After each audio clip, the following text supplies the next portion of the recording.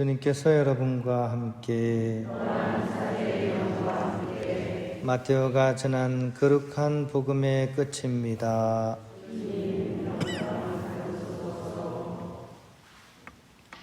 그때 11 제자는 갈릴레아로 떠나 예수님께서 분부하신 산으로 갔다. 그들은 예수님을 뵙고 엎드려 경배하였다. 그러나 들으는 의심하였다. 예수님께서는 그들에게 다가가 이르셨다. 나는 하늘과 땅의 모든 고난을 받았다. 그러므로 너희는 가서 모든 민족들을 제자로 삼아 아버지와 아들과 성령의 이름으로 세례를 주고 내가 너희에게 명령한 모든 것을 가르쳐 지키게 하여라.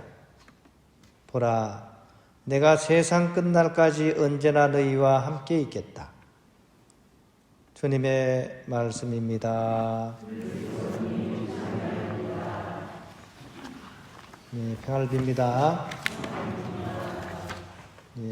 코로나 시기를 맞아서 제가 이렇게 시작하게 된 것 중에 하나가 유튜브에 강론을 올리는 것입니다.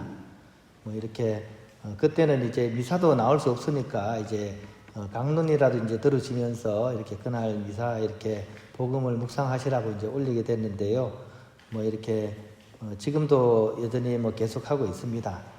그래서 혹시 이렇게 막 책을 보시거나 이런 게 좀 힘드신 분들을 위해서 계속 올리고는 있는데 상당히 좀 번거롭기도 하고 또 저는 또 막 동영상을 찍어서 올리는 게 아니니까 이제 그냥 사진 한 장 어디서 구해가지고 올리고 거기다가 음원 파일만 해서 이제 올리고 있는데 이것도 상당히 좀 귀찮긴 해요.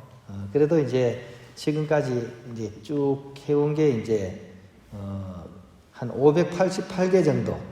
그러니까 그죠? 하루에 하나씩 이렇게 쭉 이렇게 올리는 셈으로 해서 중간에 빠지고 다 빼니까 그래도 지금까지 이렇게 올리게 됐습니다. 구독자도 이제 338명 정도 우리 이제 올라가 있습니다. 물론 유튜브 하는 사람에 비해서는 정말 이건 아무것도 아니죠, 그죠?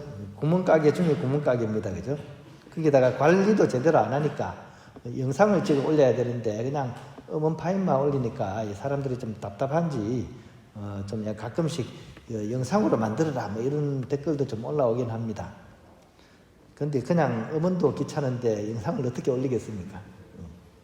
근데 나름 신기한 것이 저희의 의중과 또 듣는 사람들의 그런 조회수죠. 클릭하는 그 숫자가 큰 상관이 없는 것 같아요. 그러니까 내용보다는 제목을 잘 올리면 더 많은 사람들이 들어옵니다. 또 실제로 내용도 마찬가지예요.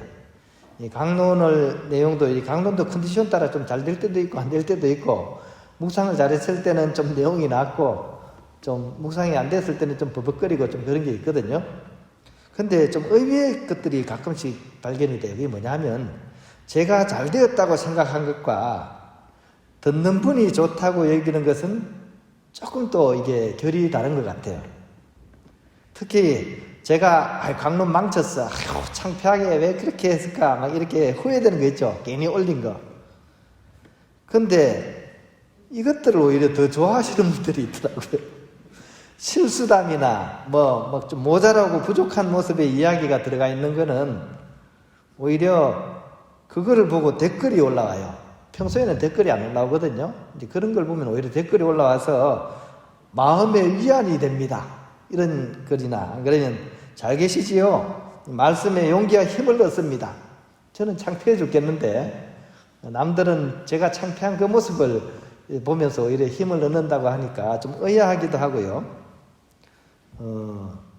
그걸 보면 이런 생각을 하게 됩니다. 이게 제가 이렇게 우리가 살아가는 게 좀 우리가 바라보는 내가 생각하는 나 자신과 다른 사람들이 나를 생각하는 게 좀 다를 수도 있고 또 한편으로는 나의 부족함이라고 내가 생각하는 것이 꼭 부족함이 아닐 수도 있다는 생각이 들기도 해요.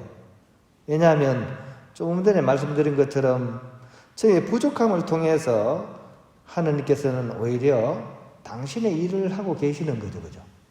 저는 창피하다고 생각했는데 저의 그 창피한 모습을 보고 남들은 힘을 얻으니까 이거는 하느님이 일을 하시는 거잖아요.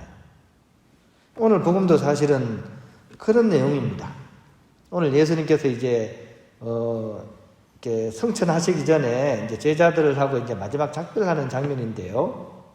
이 제자들이 예수님을 뵙고 막 엎드려 가지고 이제 경배를 막 하고 있습니다. 근데 다 그런 건 아니고요. 오늘 복음에 보면 더러는 의심하였다 이렇게 적혀 있어요. 너무 의아하지 않습니까? 예수님 부활하셔가지고 지금 앞에 나타났는데도 불구하고 이 두 눈 똑똑히 본 제자들이 여전히 의심을 하고 있다는 이 사실이 좀 이상하지 않습니까? 세상에 부활하신 예수님을 두 눈으로 보고도 의심을 하다니, 거기다가 더 이상한 것은 그렇게 의심을 품고 있는 제자들을 예수님께서는 추워도 의심하지 않고 오히려 가장 중요한 일을 그 사람들에게 맡기는 그런 예수님을 보게 됩니다. 이건 더 이상하죠. 심지어 나는 하늘과 땅의 모든 권한을 받았다. 모든 민족들을 제자로 삼아서 그들에게 다가가서 세례를 주고 그들을 가르쳐라 하면서 이 믿음마저 없는 사람들을 사도로 이렇게 선별을 해서 파견하는 장면입니다. 어떻게 이럴 수 있을까요? 이게 너무 사실은 찬찬히 읽어보면 굉장히 이상한 그런 복음 말씀입니다. 정답은 본문 내에 있습니다. 이 본문의 맨 마지막 부분입니다. 보라, 내가 세상 끝날까지 언제나 너희와 함께 하겠다 하는 이 말씀입니다. 제자들의 불신이 그렇게 큰 문제가 안 된다는 얘기죠. 왜냐하면 주님께서 세상 끝날까지 함께 하시기 때문입니다. 능력이 있건 없건, 믿음이 있건 없건, 실수가 많건 적건, 성격이 꼴통이든 좋든, 그를 통해서 하느님께서는 당신의 일을 하신다는 거죠. 그 사람과 함께 하면서. 그러므로 우리에게 진짜 필요한 것은 얼마나 유능한가, 이게 아니라는 거죠. 오히려 부족한 나와도 분명히 함께 하신다는 그런 주님에 대한 믿음이 우리에게 있어서는 가장 첫 번째 가져야 될 우리의 마음가짐이라는 겁니다. 그러면 그런 믿음이 있고 나면 이제 그 다음에는 뭐가 필요할까요? 그것이 바로 성천대축일의 의미 속에 들어가 있는 것 같습니다. 오늘 우리가 주님 성천대축일을 이렇게 보내고 있거든요. 주님께서 이제 이 세상에서 모든 일을 완수하시고 이제 하늘로 올라가신다는 이제 그거잖아요. 그죠? 이게 성천이 그죠? 그래서 제가 성지순례 이스라엘에 딱 한 번 가봤는데 거기 가면 이 성천 기념성당이 있습니다. 거기 보면요, 그냥 안으로 못 들어가고 밖에서 건물 안을 볼 수 있도록 되어 있습니다. 그래서 유리를 통해 가지고 빼꼼히 쳐다보면요, 예수님이 성천하신 자리에 바위가 하나 있고요, 바위에 지금 우리 시멘트 발라놓고 발 찍어 놓는 것처럼 발자국 두 개가 꼭 박혀 있고, 그죠? 예, 이걸 박차고 올라가셨다. 이렇게 이제 기념성당을 만들어 놨어요. 근데 발문수가 꽤나 크시더라고요. 예수님 발이 좀 대발인 것 같아요. 발이 굉장히 크셔요. 이걸 디디고 올라가셨다, 이런 의미거든요.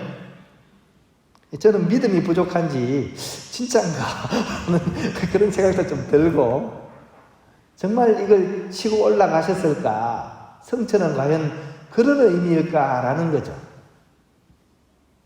여러분도 저처럼 믿음이 약한지 좀 의심하는 느낌이 좀 오거든요. 그죠? 여러분도 의심스럽죠? 근데 성천은 발로 바위를 박차고 막 하늘로 쭉 올라가셨다, 이런 의미보다는 근원적인 뜻이 더 중요한 거죠. 그죠? 성천의 근원적인 뜻을 오늘 복음의 본기도가 사실은 잘 알려주고 있습니다. 본기도에 어떻게 되어 있냐면 이렇게 되어 있습니다. 머리이신 그리스도께서 영광스럽게 올라가신 그 하느님 나라에 그 지체인 저희의 희망을 두게 하소서라는 말씀입니다. 성천의 의미는 바로 이겁니다. 그죠? 우리의 희망을 어디에 둘 것인가 하는 얘기입니다. 그러니까 우리의 희망을 이 지상 것에 두는 것이 아니라 우리의 희망을 본향으로 두어야 된다, 이 얘기입니다. 우리의 본향이 어디입니까? 우리가 어디서 왔습니까? 이거를 잊지 말아야 된다. 그리고 우리가 거기 간다는 것에 대한 희망을 놓치지 말아야 한다는 것이 이 성천 대축일의 근원적인 뜻일 겁니다. 즉 우리 신앙인들에게 있어서 본향은 바로 하느님 나라예요. 그리고 하느님 그분이십니다. 우리가 그분에게서 나온 사람들입니다.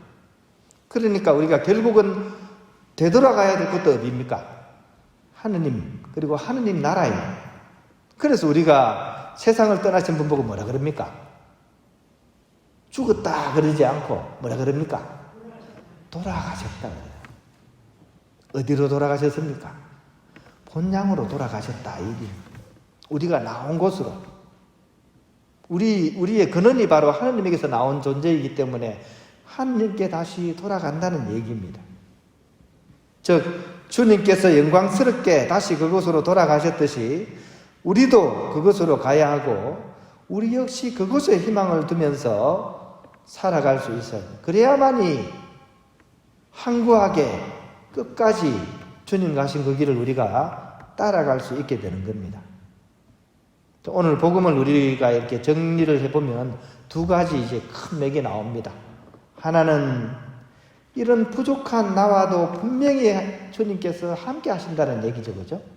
그리고 우리 인생사 모든 곳곳에 늘 이렇게 친구로서 동행하신다는 겁니다. 주님과 나는 함께 걸어가며 지나간 이를 속삭입니다. 이런 노래 있죠, 그죠? 인생길에 늘 주님께서 우리와 함께 잘났거나 못났거나 간에 동반하신다는 이 내용과 그 다음에 궁극적인 완성의 나라, 사랑의 나라, 하느님 나라에 대한 희망을 가지고서 그분과 함께 항구히 걸어가자는 것. 이것이 어떻게 보면 예수님 성천 대축일의 그런 근원적인 의미이지 않을까 하는 좀 그런 생각을 해보았습니다. 오늘 이 복음을 다시 한번 묵상하면서 굉장히 짤막한 복음이죠, 그죠? 이 복음의 핵심을 우리가 마음에 새기고 주님과 함께 우리의 본향으로 늘 이렇게 되돌아가는 그런 희망을 놓치지 않고 함께 걸어갈 수 있는 그런 우리가 되어야겠습니다.